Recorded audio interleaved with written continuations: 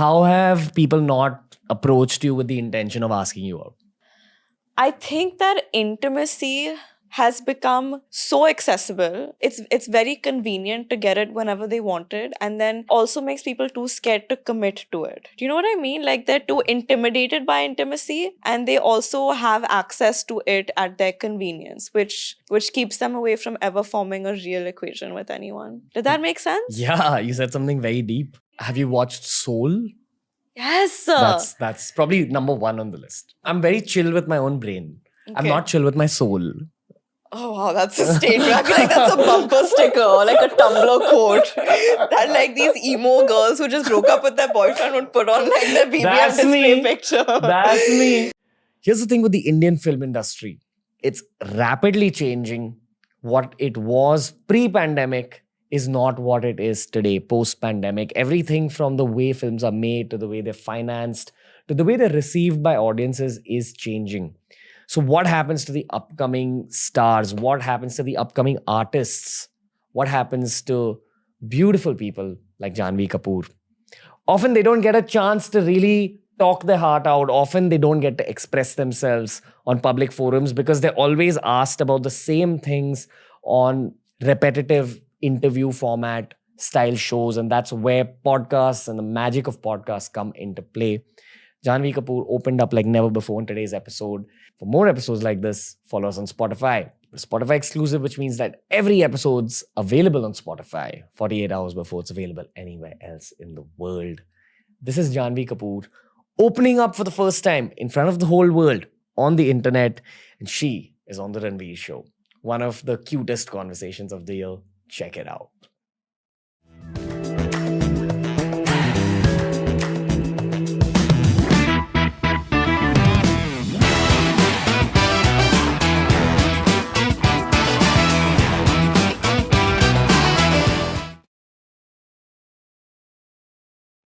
It's a beautiful Sunday. We got the beautiful JK Janhvi Kapoor in the house. That was an energy switch up. We went from like jazz music and speaking in baritones to like JK. What's up, JK? I don't know. I'm having fun. This is actually the most fun I've had in a long time, and we haven't even started yet, so I'm excited. On what basis are you having fun though? I don't know. I think the jazz music did it for me. And your view and just your general purist approach to something that's been so commercialized. I'd love to know more about this purist approach to something that's been commercialized. I mean, hasn't it been like what's the it? It as in The world of content? the world of content, the accessibility to relevance, and the accessibility to like being someone who has a voice on the internet, who can reach out to people, being an influencer or a YouTuber or content creator, and all of a sudden I feel like all of these terms seem impersonal, but you have such a personal approach to it, which I think was very refreshing. Okay, what I do want to say about you is that no one will know your true vibe until they meet you in person. Really? Yeah. What did you think my vibe was before you met me in person? I'll tell you at the end of this conversation. Okay. Okay? Okay. Right now, I have a question for you. Okay. How's life going? Life is going. Life is going. Life is going good. Okay. I had a brief moment when I was at the lift on my way up to your apartment that I don't have anything to get like antsy in my pantsy about. And I've never felt like that in a really long time. And sometimes I almost look for reason to feel like that because it's a weird kind of comfort to have something to fixate on. Like, okay, I have this to like break my head over. But I don't have anything to break my head over. Okay, fair. How What- do you feel in life right now? Strangely enough, I would replicate exactly what you just said Really? and copy paste it onto my recent existence. Well, touch wood. Good for you. Touch word, man. Though I told you I'll tell you something about you at the end of the conversation, I do want to say something right now as well. Okay. You have more depth than I thought that you did before meeting you. And I know that's slightly offensive for No, sure. not at all. But there's a lot of thoughts in there. Like based on even the conversation we had outside, I'm telling you about the special forces, the para SF, and you're genuinely listening. And we don't see too many media folks interested in the world outside of their own media world. Right. Do you read books? Like, where's all this knowledge and these perspectives coming from, JK? I'm a curious person and I Okay. love reading, I love traveling, and I love people. Okay. I think people and like humans, they're a walking, talking encyclopedia of their own experiences, and they've their own film, they're the protagonist of their own movie, of their own book, of their own novel, and I just love conversing with people that I think have something to say, and I actually love listening to people speak about things that they're passionate about, things that make them feel something, and you seem like a feeler in a very Creepy way. I didn't realize what it was. I'm so offended, JK. No, but that's not what I meant. You know what I got what you're mean? saying. I got what you're saying. I think the other way to describe that is empath. An empath, yes. I've been told I'm an empath as well. Yes. you're an empath. Really? See, that's another bit that I wanted to tell you at the end, but you're just bringing it all out of me, JK. Yeah, I don't have much patience. But no, I just think that, I think also the actor in me likes to hear people, I don't know, their eyes light up in a different way. And I don't think you noticed when you were speaking about, meeting of these monks and all of the things that they told you, you kind of like looked away, and I could see you kind of like leave the room a bit, which was I just enjoy those kind of interactions. You know why? Why? Because I genuinely have these thoughts of just leaving all this, shaving my eyebrows, shaving my head, and becoming a monk. What have your eyebrows and hair done to you? I just want to know, like, become this empath, go on a sannyas, but let your eyebrows be. You've got great eyebrows. I don't understand the So problem. do you. Thank you. Dude, you're a very... Now I'm purely talking about your looks. We spoke about your mind and your soul enough. Okay. You're like a very attractive person. That's And of course it helps you in your acting career. And you've got this whole like artsy, mysterious, brooding, attractive vibe. But I also feel... Nose is getting sweaty all of a sudden. No, don't worry. I mean, that's it's genuinely what the world is thinking about you, Janhvi Kapoor. But on the other side, you eat 5 bowls of Nutella ice cream. So you're also this person. I like the variety, and I think that's what people are liking about you as a brand. Do you have to say anything about that? I didn't know they were liking anything about me as a brand, because I've been told so many times before to think about this term, me as a brand. And I just can't get myself to think like that. And I've been told it's one of my shortcomings as someone in this profession. Because so many people have told me that you need to give the audiences something simple to identify with. Are you the girl that wears the salwar kameez and goes to the temples? Are you the girl that wears like skimpy clothes outside the gym? Are you the ditzy girl that says inappropriate things in interviews? Are you someone who cares about their craft and like dislocates both her shoulders prepping for a role? Like which one are you? And I'm all of these things. That's the strength, man. I think people want authenticity in today's day and age. But are they ready for it? Yeah. I mean, if you're ready to put authenticity out, which I believe you are. I mean, I've been giving less and less of a late about what I'm putting out, and I think it's throwing people off a little bit. But I'm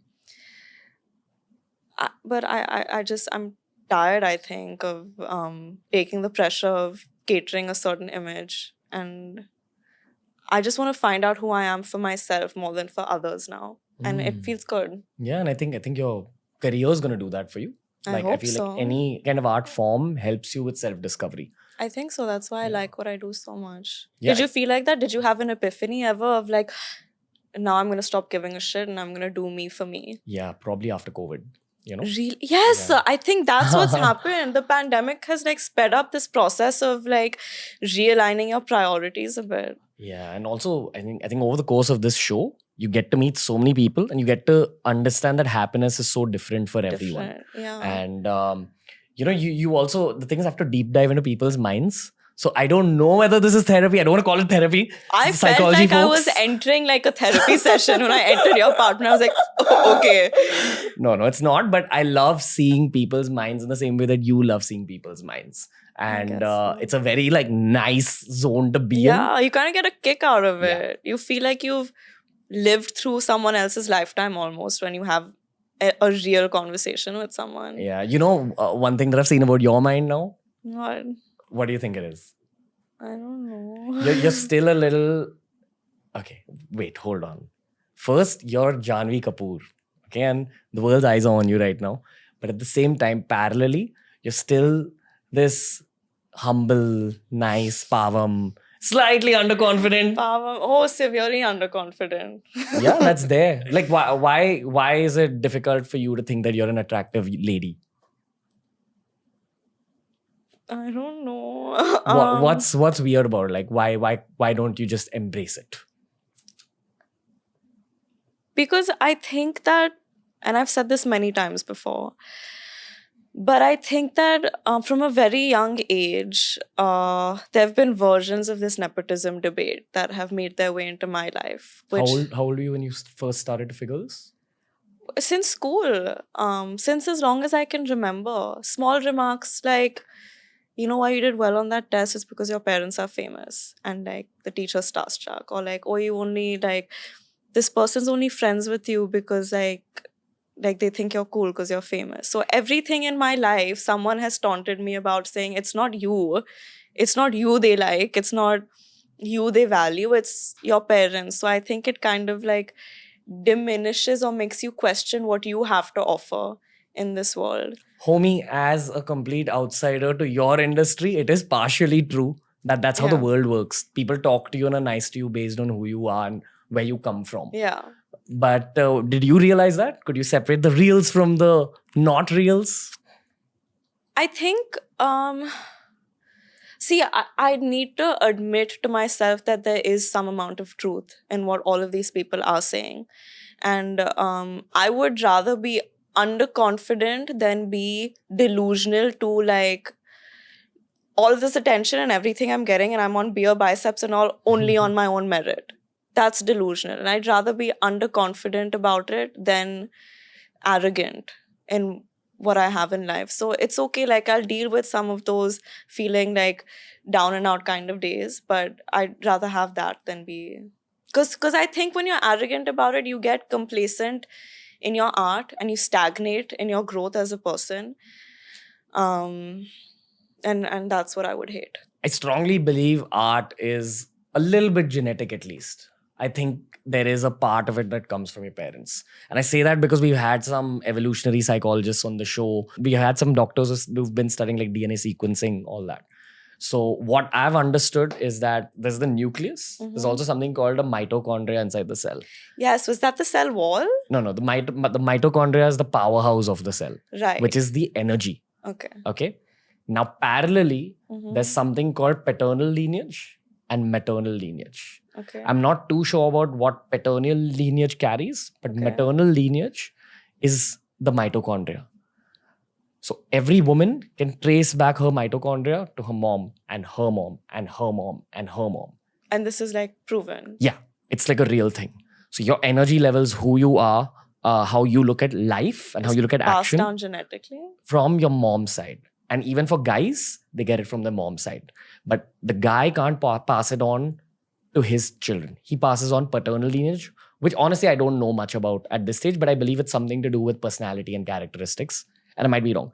The maternal lineage part is to do with energy levels and the ability to be proactive.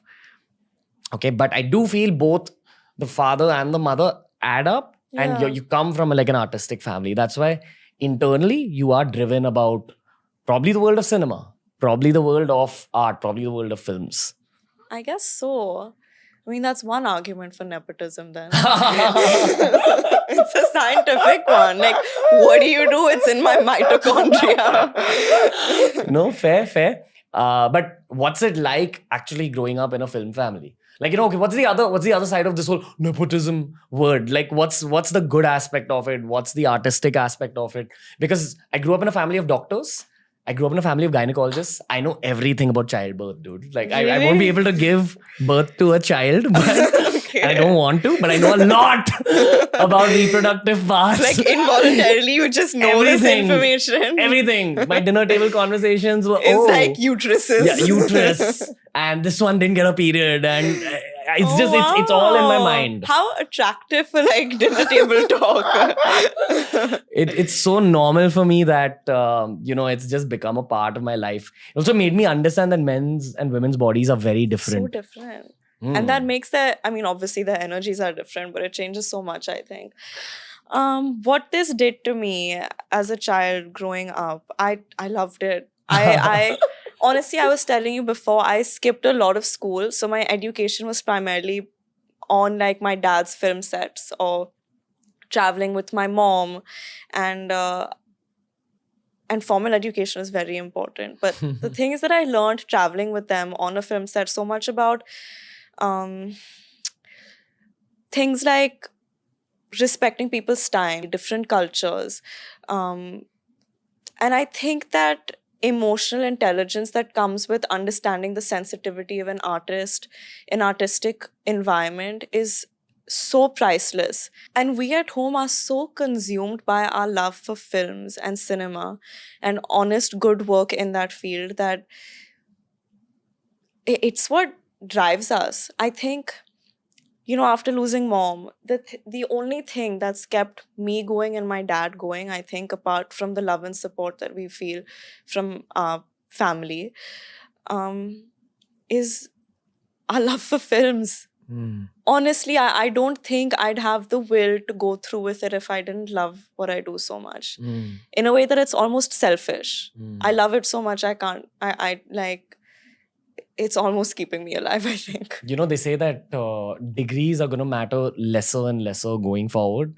And there's this very big edtech startup in India called Unacademy. The founder of that, Gaurav Manjal, told me this, that they can, kind of predict through the data they have Yeah. that degrees are mattering lesser and lesser for the sake of earning money through a job. Skills matter more. Real world experience But matters how do you more. measure those skills? Because I would assume that was the point of having a degree, a measure of the skills. And so now what The would stuff that you be? spoke about from your childhood, understanding human nature, respecting human beings, punctuality, But how do you professionalism. prove that in like a job interview? In a job interview, it's up to like the people who are taking the interview. And often, at least with our team, Yeah. like when we're taking interviews, we've done so many now that we can ask Gauge, questions which yeah. will catch people. Yeah. But in the long term, you only prove yourself through your professional performance. Okay, so let me ask you a question. If I came to you for a job interview, would I get the job on the basis of this conversation? If you showed up, I wouldn't take the interview because then I'd keep like blushing in the middle of it. That's But- no, I'm kidding. Okay, you want me to break you down professionally? Yeah. I've had actors on the show. I don't know you well enough yet. At the end of 2 hours, we'll answer this again. Okay. But at the get-go, I feel you have perspective. Just like your brother Arjun. Yeah. I've met him and he's someone who has a lot of perspective. If you get to know him. Yeah. And a lot of people don't know him, a lot of people don't know you.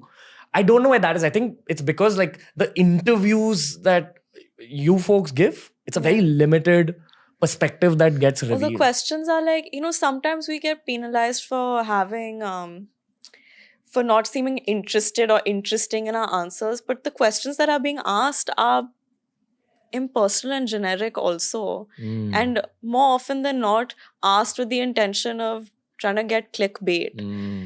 So you already feel like defensive. Can I get some clickbait?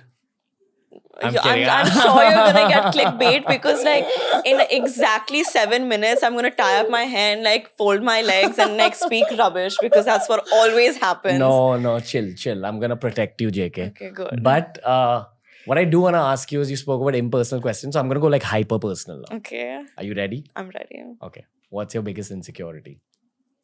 For me, I think what if I am as little as people think of me, or I am as limited as they would imagine me to be. What if? Do you believe that you aren't? Yeah. But You- then I have my days where I'm like, but what if they're right? Like, what if I don't have much to offer? Are you very aware of the criticism that your brand gets? I was, but I think now I'm more aware of what I have to offer than I am of the criticism. I'm not into films in general. Okay. I'm not into your world as much, but I do follow brands as a marketing person. Okay. Your brand is growing. So Oh. you're going in the right Oh, direction. yay. And that I'm a very like amateur watcher in this whole thing. Do you not like watching films? I don't know, man. I do have ADHD, like as in I've been diagnosed with it, and it's a little difficult for me to watch a film unless it's like really like intriguing me. That's so ironic though for someone with ADHD to like have so much tehrav in conversation. I've never. Did you work on these kind of interactions for you to like stay in it and with it so much? I can only listen well for the sake of my art form because it's kind of like meditation. Are you getting what I'm saying? It's kind of like a fast from the rest of my life, which is outside of the camera. Like these folks who are my teammates, they know how insane it gets working with me because I switch from like one idea to another. But the meditation helps. And this is meditative. And I meditate a lot generally, like actual like dhyan meditation. Yeah. But and also I don't know, it's just I need a film to really me up and then I'll watch it. You up in those many words?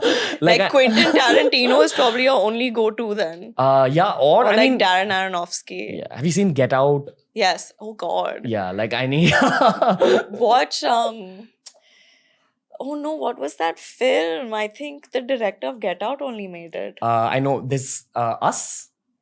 Oh no, but then there was another one where like they're old people and they like fall off a cliff and she has a lot of flowers on her head. Midsommar? Yeah, it was the director of Hereditary and I've not seen... Hereditary, yes. Okay, watch both those films. They'll really f*** you up. I've watched Hereditary. It stays with me till today. Yeah. Okay. Because, and you know what? I was discussing this with Sid Roy Kapoor and I think Ayan as well. Yeah.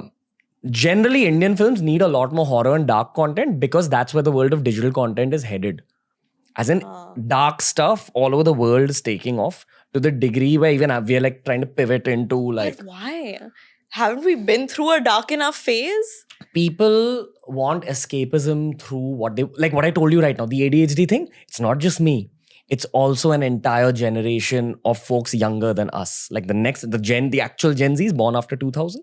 They need really gripping shit to be able to watch something. Is that genuine like clinically diagnosed ADHD or is it like social media induced ADHD? I don't think it's clinically diagnosed, but what I have understood from a neuroscientist on the show, Dr. Sid Warrior, he said that reels, short content can strengthen your brain's tendency to have something similar to what clinically diagnosed ADHD is. Another way to put that would also be weaken your capabilities of maintaining an attention span for longer than 30 seconds. Yes, exactly. And that's why Euphoria as a show works. Because there's so much happening and the camera movements like zap, zap, zap. Like you can't stay for a second. But I love that show. Same. You know why you love the show? Because it's not completely real and there is a sense of escapism, which all of us crave. But wouldn't you want to escape into something pleasant? I would. I mean, clearly not. You like Get Out and Us. What do you like? What are your favorite movies? Okay, let's play a game. Sure. I'll guess your favorite movies and you guess mine. Based on Get Out and Hereditary. Yeah. Okay, so I have clues now. We'll say top 5, okay? Okay. You want to go first or I'll go first? No, you go first. Get Out. Yeah, that's one. Hereditary. You win here. I want to say like an Avenger movie? No. Maybe Doctor Strange the first part. Oh, right, Doctor Strange. Maybe. But Can you give that to me? 3 movies. 3 more? No. I've got Doctor Strange. Give me Doctor Strange. Chalo, theek hai. I said Avengers because you're looking gorgeous today. Okay, good. If you weren't dressed so well, I wouldn't give it to you. Okay, fine. I'll take it. So 2 more. Help karo na. Kuch aise hatke films. Forrest Gump. Because I'm also human somewhere on the inside. I'm not a up guy that you're assuming I am. Hey, you like all this gore and like murder. That's a very eclectic 5 films. No, 4. 4 films. Yeah. So 1 more. I think you'd probably like something like... I feel like there's a romantic in you also. How do you know that, JK? I don't know. There's a romantic in you for sure. There's only a romantic in me. There's not only a romantic. There is. I feel you're very capable of playing a female ghost on screen very intensely. I have. I know you have. It didn't turn out too well for me though. No, but you have this whole dark side that I can like sense a little bit. There's some dark stuff for sure. one of my teachers in LA came up to me and he was like, "Do you have like daddy issues or something?" And I was like, "No, what?" No, that's not what I meant by dark side. I just feel you're very open to twisted conversation, which I won't do on this show. Yeah, I am very open to twisted conversation. Yeah. Fifth film. I want to say like, I feel like there needs to be a child in you also, right? To be this sensitive. Maybe like. Have you watched Soul? Yes. That's probably number one on the list. I was gonna say like Inside Out. Inside Out's nice, but I'm very chill with my own brain. I'm Okay. not chill with my soul. Oh wow, that's a statement. I feel like that's a bumper sticker or like a Tumblr quote that like these emo girls who just broke up with their boyfriend would put on like their BBM That's display me. picture. That's me. I'm at peace with my mind, not my soul. Do you feel like that as well? I feel you feel like that. I feel like that's why you're feeling like some connect here also. Yeah. That this dude is kind He of as gets- f***ed up Yeah. as I am. But Yeah. I get that. I'm saying that as a compliment. I'm not Right, of saying it. course. I'm not insulting you. No, I don't feel insulted.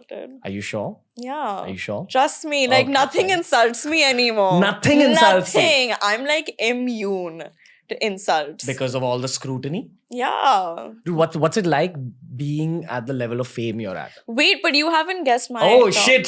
Okay, let's take it down to 3. Okay. No, I'll guess 10, dude, for you. Okay, romantic. 500 Days of Summer? Yes. Okay. Mm, Wait, I'll have to like look into your eyes. Don't get creeped out. When you were younger, you liked that very cliched Ryan Gosling film, The Notebook. Notebook, but not right now. Yeah, not right now. Because you disconnected from it. You applied it on one of your relationships and like disconnected Didn't from work it. out. Okay. Second, I'm gonna keep He's saying good, romance. huh? There's a lot of Hollywood, and I appreciate that. Yeah. But a lot of films that you probably haven't seen. Interstellar, Yeah. Hmm. I feel like Interstellar would have been in your top 5 also. Though. top 10? Inception? Yeah, Yeah. Inception. You like Matthew McConaughey? Yeah. But I liked him a lot in Dallas Buyers Club, Oh, which okay. is like not a romantic film. Okay, shit. Do you like that Brad Pitt film about that, coffee shop scene? Meet Joe Black. Meet Joe Black? Yeah. But I mean, not the biggest fan of it. Okay. He was Him- cute though. Darker shit, you said, right? You said. I agreed. Okay. And any Hindi films up there? A lot actually, but you wouldn't have seen any of No, them. I've seen old Hindi films, dude. Like I'm. Yeah, so old only, like 1950s, 60s. but- Oh shit! No. Yeah. No, I wish I'd seen old Hindi films. The only old Hindi films I've seen is what's that movie we saw? Like Amol Palekar, Choti Si Baat. Choti Si Baat. No, I Yeah. haven't seen that, but It's a Amol tripped out Palekar movie. he's a great actor. Yeah, the way they've edited it, you get to see how the editor. Anyway, that's a very YouTuber's trip because Oh. our life is all about editing. We're talking about you again. Romantic, right? A lot of these like 2000s rom-com vibes. Do you like 10 Things I Hate About You? I can live without seeing it. I give up, dude. You're like a box of mystery. And I also sense like your guard is up a little bit now. But I definitely see The Shining. No, It's a good film, not my favorite. not your favorite. Dark. I like that you're you'll not be- being able to figure this out. Yeah, because now your guard is up. It wasn't till like the first one. You're a Black Mirror girl for sure, though. No, I give up, dude. It's too pessimistic, Let's Black get out of this Mirror. podcast. No, I'm not getting out. Now, dude, you're being like extra. No, but like, I'll be honest. Titanic, for Okay. sure. Okay. Titanic. And then like a bunch of these old Hindi films like Pyasa, Kagas Ke Phool, Guide, I love. When you watch a film from another decade, it's a representation of how life and perceptions were in that decade. dude. Right. I just love that feeling of nostalgia, I think. So I Mm. prefer older films. Mm. A lot of these old English films. You just said right now, what did you just say about this place? It's really tripped out. Why do you think it's really tripped out? Well, firstly, it was because every time he wanted you to cut, you just picked up on it, and then I realized they were doing some sign language thing. but I feel like everyone's energy just changed the minute we walked into your house. That When was- we were scouting for houses, Yeah. we saw like 30 houses on this one particular day. But this house was the first one that we saw. And there was some strange ass energy in this house where you just walk into a space and you realize that there's something really positive here that's looking at me. Okay? So hear me out. Do you believe in ghosts? Yeah. Okay. When we moved in here in January, my business head, Nachiket, he used to sleep in the room that I'm in right now. He stayed there for like a week before I stayed. I'm getting scared.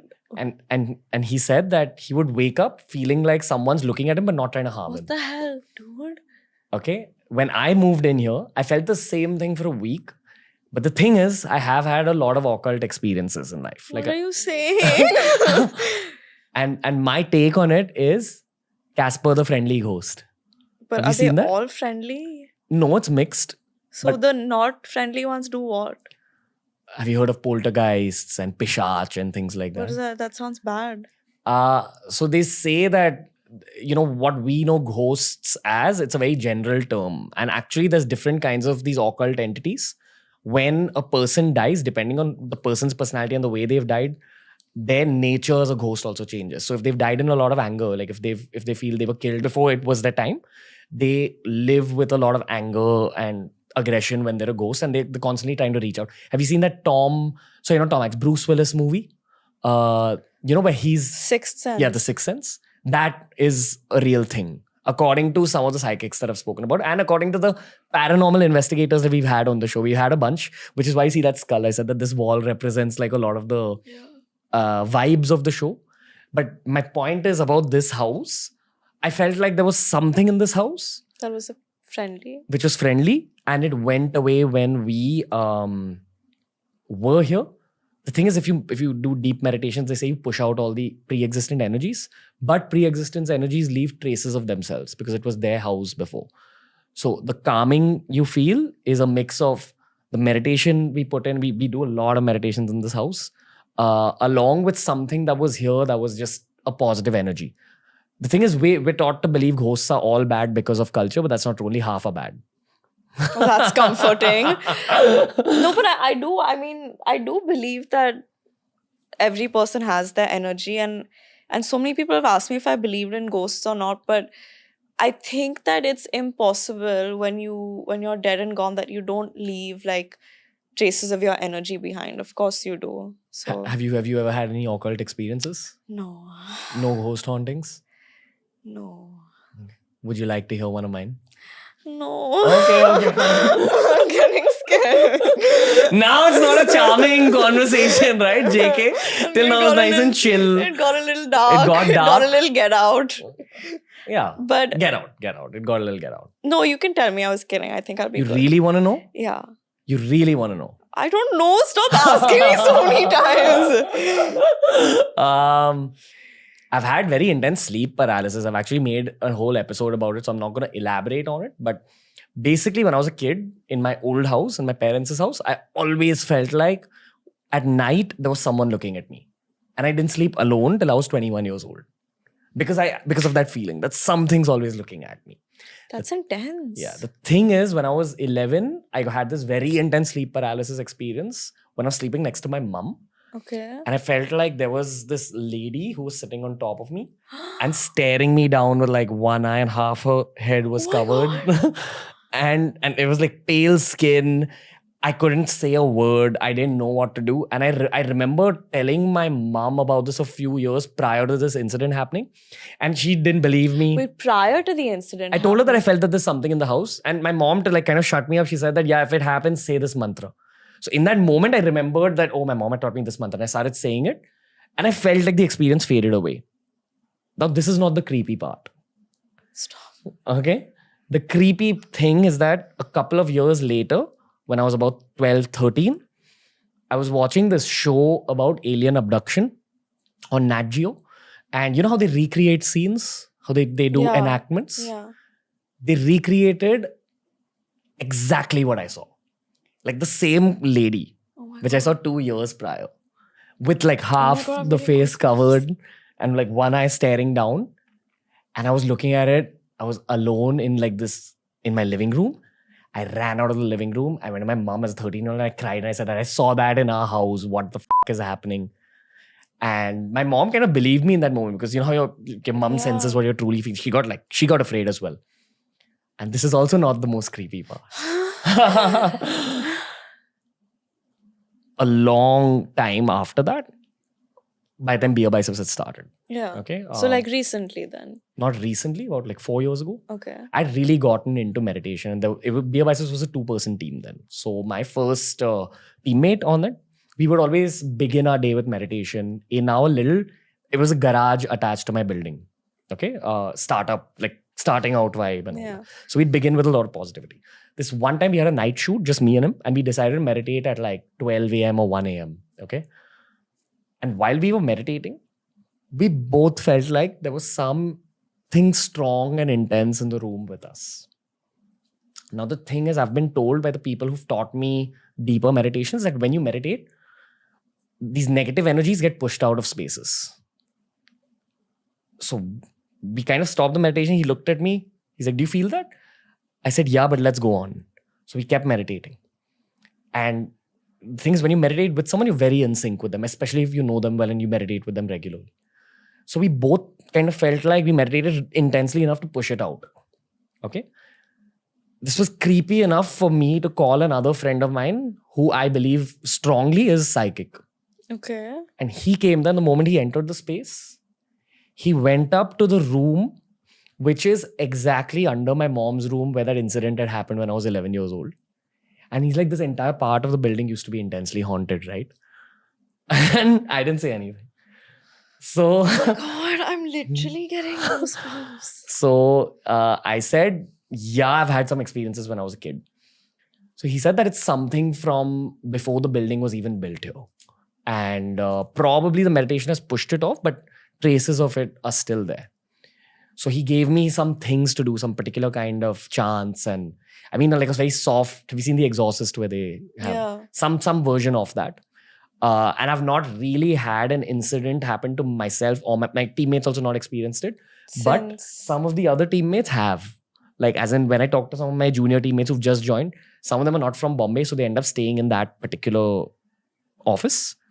And they've seen a woman running around at night. and shit Running like, around? Yeah, I'm not making this up. What does she want? Probably has some pain about something unfulfilled. I don't know. Oh no. So I feel like empaths, by the way, are also healers. We have healing energies. And when you're going through that level of angst, sometimes you attract things that need to be healed, even in the other realm. I only attract things that need to be healed. I'm sick of it. Are you talking about? Are you Yeah. talking about your love life, JK? Yes, I am. I don't want to attract. If you want healing, get out. Don't. Are you come here. single right now? Yes. Are you I am. happy being single? I am happy. I mean, I'm lonely at times. How is someone like you lonely? Like my point, what I mean by that is, how have people not approached you with the intention of asking you out? I don't know. You don't know? I don't know. I also think that a lot of the people in our generation, and correct me if I'm wrong if you think this is like a circle thing again, I think that intimacy has become so accessible that people it's very convenient to get it whenever they want it, and that also makes people too scared to commit to it. Do you know what I mean? Like they're too intimidated by intimacy, and they also have access to it at their convenience, which keeps them away from ever forming a real equation with anyone. Mm. Did that make sense? Yeah, you said something very deep. And I hope that if guys are hearing this out here, simping over Janvi, go approach her with some long-term intentions. What would you like to say to your future boyfriend To if my he's watching future this? boyfriend, just like be nice to me and make me laugh because because I mean I think I'll be good to you. I'll be there for you. I'll make you laugh. You'll have a lot of fun with me, and yeah, I can be cute. A little psycho, but also cute. A little psycho. Yeah. I want to know this. What do you mean? What, like, Can't you tell? not really, dude. You're very pavam. So I very am like, Pavam, na? yeah. But see, you said I give off a very like It's twisted. But boss still pavam. girl energy, but You're boss, you're twisted. There's like 9 personalities in you. yeah. What's the word for it? Your sun sign? Your star sign? I'm a Piscean. You're a Piscean? Do I seem like a Piscean? I don't know anything about Pisceans, dude. What are you? I'm a Gemini. You seem exactly like a Gemini. What does that even mean? So I know two Geminis very closely. Akshat, my best friend, is a Gemini, and have you met him ever? Akshat what? Rajan. No. I think I know his sister Anushka Rajan. Yes, but you guys should meet because I think you guys would get along amazingly. Okay. Him, and Karan's a Gemini, and so is Sonam Didi. Karan Johar. Okay. And so is my makeup artist Riviera, and a very close friend of mine. So I know them, and they're all purists, I think. What does that mean? I think they're always constantly in search for the truth, and I think that anything that has any amount of pretense puts them off. It doesn't put you off? It puts me off, like it should put everyone off, but I think that everyone has a capacity to indulge in a certain amount of bullshit. I do too. But I think Geminis have the least amount of capacity to deal with bullshit. As a 29-year-old, I'm very aware of the fact that I don't want any new friends in life. I mean, and the podcast suffices for my social needs, meeting new people, etc. Yeah. But I just want to be near my team, the people I trust, and the people I knew before. Yeah. Because as an artist, you got to protect your energy. You do have to protect your energy. And also, I think Gemini strive for clarity a lot in a lot of things, I think. And also, they have two sides to themselves. I really wonder what your other side is. I think you've seen both.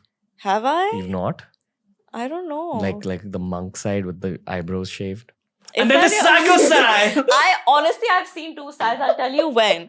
We were having like this amazing Zen conversation on the terrace, and the entire energy was like very, very like we were speaking to each other like this. And I was like, wow, I might leave this building a changed person and all those things. But then there's a side of you that understands things like brands and understands things like the energy you need to put out to engage other people, because the minute you clapped your hands and said action, it's like a public service version of you. This room is an operation theater of like the mind and heart. So that's a good way to put it. I was giving you some anesthesia outside. That makes sense. I felt a little loopy. While we speak about different sides to it, I have understood your life, Ananya's life, just people, at least people who've been on the show and who have been in touch with. You guys live a very difficult existence, constantly being scrutinized and all that. The one reason I see a lot of people on the fringes of the industry not wanting to act is because they don't want to enter that zone of competition. And I can't imagine what it's like for you guys. How does it feel like when you do well and suddenly there's like all these people behind you saying, how did she get that movie? How did she get that opportunity? And I hope she fails. How does it feel? And I'm not just talking about people who've not been successful. I'm talking about people who've already seen success and then are hoping for you not to do well. And there's always going to be an element of that. I don't mean to make you uncomfortable. Smile. Smile a little bit. Have fun. I don't want to believe that there are people who... Wish bad? Wish bad. I read a quote the other day. The world is in your eyes, so look at it the way that you would want to see it. Okay. What have you gained from your dad? My dad? As a dad? I think my dad's a hustler. I think the things that my dad has gone through and been through and seen through, I don't know if anyone else has, but he's so strong. Nothing gets him down. Other than like too much salt in his food. Nothing can bring that man down. What's special about those brothers? Your uncle, your dad, your family in general? What's gone right in their upbringing that they found this level of success that your generation's carrying forward? I think they're huge believers in hard work. Huge. And also, I think that they approach everything, and I'm saying purity again, but I mean it, with the purity of intent. I think they're not so outcome driven as much as they are process driven, which I think is a great way of looking at life. And also, they put a lot of, or at least my dad, because I know him the most out of the brothers. Um, he values honesty a lot, honesty in work, honesty in dealing with people, and honesty of intent. And also they grew up in Chembur, That was going to be my next question. with the other Kapoor family, and they were the more affluent Kapoor family. And so I remember dad telling me stories about how they were made fun of because they had like shoes with holes in them. They were, always the less affluent Kapoor, so to speak. And I think that made him feel the need to hustle more, or like value. He is first generation Wealth. It's not like he's come from poverty, but I think you know what I mean. Yeah. First generation mainstream success. I guess so. Yeah. Even Anil Kapoor had begun, I think, in the South, if I'm not mistaken. Yeah. His first few films were in the South, and he worked his way up. Yeah. And I think so. The one thing that they have going for each other is that honesty, like they're real with each other, and they'll pull each other's legs, and they'll have their misunderstandings, but they show up for each other. All three of them. It's Punjabi brotherhood I play. Yeah, dude, I love it. Do you feel Punjabi? I feel South Indian. Feel South Indian? More than Punjabi, for sure. What have you gained from your mum? The mitochondria. The mitochondria, the energy, I think the... I don't know. This question always makes me wonder, because I think if she was around, I would have been able to answer it a lot more freely. But now that she's not, I keep thinking people might think it's arrogant of myself to draw parallels between me and my mom. I don't think it's arrogant. It's your mom. It's my mom, right? But like, people will never perceive it like that, because to them, she's Sridevi Kapoor, but to me, she's my mom. And the way that I walk across the corridor in the morning, apparently I walk like her. Apparently when I eat food and the sounds I make are exactly like her. Apparently my voice is very similar to hers. Apparently I cry like her. I'm needy like her, I think. I'm a little switch on and switch off in front of the camera like her, Artsy. I've been told. Yeah. Art? I think I'm sensitive like her. Can I say another cliched thing to you? Yeah. Your eyes have the same endearing energy that her eyes have. That's sweet. And I say that from the limited films I've seen of your mum, but I've seen Mr. India. And I Oh, know I love that. Oh, you've seen Mr. Yeah. India? I mean, I love I'm Mr. India. I'm Indian, dude. But I don't know. You kept saying Get Out and Hereditary, so I was like, okay. But you know, all I remember about her in Mr. India is this scene with where she takes over a room of kids, and I barely even remember the story of it, but I remember anecdotes from the film. Yeah. I remember her clearly, and the energy she set in the room with kids. Yeah. And as a kid watching that, as a 4-year-old watching it, you're gripped by this endearing woman's energy, Yeah. and you have something similar for sure. But that I'm saying after meeting you. Yeah. But would you agree when I say that there's like some endearing energy? Like it's probably that empath stuff. You want me to call myself endearing?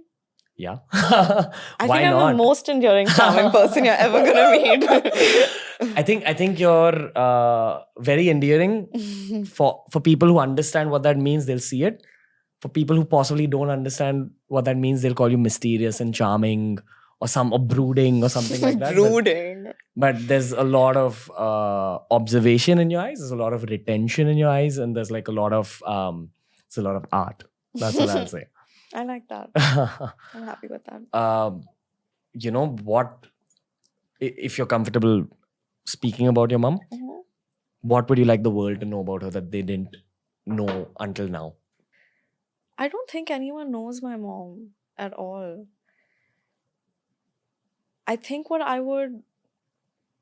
And there's so much love out there for her that I wouldn't even say anything that would inspire those emotions in people, because I think that's already there. But what I would want people to know is that I think what she stood for in life was dignity and innocence, because she was such, in my head, a beacon of someone who, after spending so many years in the industry, was still a child, was still so naive at the ways of the world and innocent and sheltered. And I think that's what made her art so uncorrupted and made her so uncorrupted as a person. And I think that through that, what I would like to say is maybe it might inspire all of y'all to look for the best in people as opposed to being skeptical or pessimistic, because well, then if everyone expects the best in everyone else, then maybe that's what the world will become. Um, I appreciate you opening up like this on the show. We have reached near the end, but I do want to say that what I sense, especially after meeting you, it's never about the work you do in the world, the money you earn, the numbers you gain. It's about who you are as a person. And I'm sure both your parents are very proud of like the person that you are. I hope so. Yeah. There's a lot of genuinity in you, JK. Thank We're all you. rooting for you in this room. Thank you. Talk about your latest film. Good Luck, Jerry. It's streaming on Disney Plus Hotstar. It's about a girl who seems very innocent and naive, but she ghumaus everyone. Has a dark side. Has a dark side. Seems like someone I know, dude. Right? That's how I was Reminds me of like, I someone I need to met. do this. Someone I met recently. Can't stop thinking about it. Go on. And through the course of the film, she realizes that she doesn't need to be apologetic or hide behind this facade of innocence. Even though it is who she is also so much more than that. And everyone in life is more than what you anticipate them to be. And apart from that, it's a lot of fun and there are a lot of like jokes and it's a mad ride. So please do watch it and watch it with an open mind. What's the downside of being this gorgeous? What's the downside of it? I don't know. Tell me about your life. Like, what sucks about your life? What sucks about my life? Nothing sucks about my life. I think spending time away from my family sucks. Being lonely? Being lonely. You think because you're gorgeous, you're also lonely? No, I don't think it has anything to do with what I look like. I think. I wasn't talking about the way you look. I'm talking about you. Oh. Like everything. Oh. I don't know. I think being lonely is more a consequence of my past experiences than who I am right now. Are you just guarding yourself? I think so. Are you guarding your energy? I think so. You want to keep that artist growing? Yeah, I've wasted too much of my energy on people that didn't deserve it, I think. Okay. Yeah. I hope and pray that the universe kind of manifests this man out of starlight. Just let them manifest movies for me for now. The man can wait. I don't want a man. I want like more films, more experiences, more growth and more love from the audience. Janhvi Kapoor, I want to see you doing dark, twisted shit. I want to see Bollywood generally doing a lot of dark twisted shit and having Janhvi in it. Watch Good Luck, Jerry. I feel like you like it. I will. I get a little twisted. Cool. In it, yeah. I will watch it like right after this shoot. Okay, cool. I hope you had fun. How was it? I did. Did it feel like any form of therapy? It did feel like therapy. It felt like finally I could be myself and maybe people will see who I am. I hope you had fun. I hope you had did fun. so much. Thank you. Okay, now get out of my house. Okay. Get See you. out of being like... No, I don't mean that. You're welcome to sit and have dal bati with us. Oh yeah. We're Why did you point at the TV when you said dal bati? I was like expecting someone to enter with like a tray. No, the kitchen has dal bati in it. That makes sense. I thought like again he's having some paranoia. Some lady is running with like dal bati churma. I was like, what is he seeing now? Tonight is gonna be about Good Luck, Jerry. It's gonna be about dal batis. And it's about letting go of the gorgeousness of Janhvi Kapoor. Aww. Thank you for being in our having studio. Thank you for coming home. Thank you so much. Bye guys. See you. That was the episode for today. One of the most real Bollywood conversations I've had, and that's what I told Janhvi after the shoot as well. Not everyone's ready to open up on public forums like this. Not everyone's even ready to come home and shoot with us. But this is where the magic happens because we get to do this show, this art form in our own environment, where there's jokes, where there's genuinity, and where there's also deep conversation. TRS is just getting started. Remember, follow TRS on Spotify. Every episode's available on Spotify 48 hours before it's available anywhere else in the world. And Janvi Kapoor, what do I even say to you? Is it okay? Am I allowed to like crush on you? I don't know. At least I hope that you're going to return on the Ranveer show probably the next time on TRS Hindi. By the way, listeners, I hope you're checking out TRS Hindi as well. We've got a parallel Hindi podcast that's just as good, that's just as emotional, if not even more emotional. Follow TRS in English, in Hindi, because we are just getting started.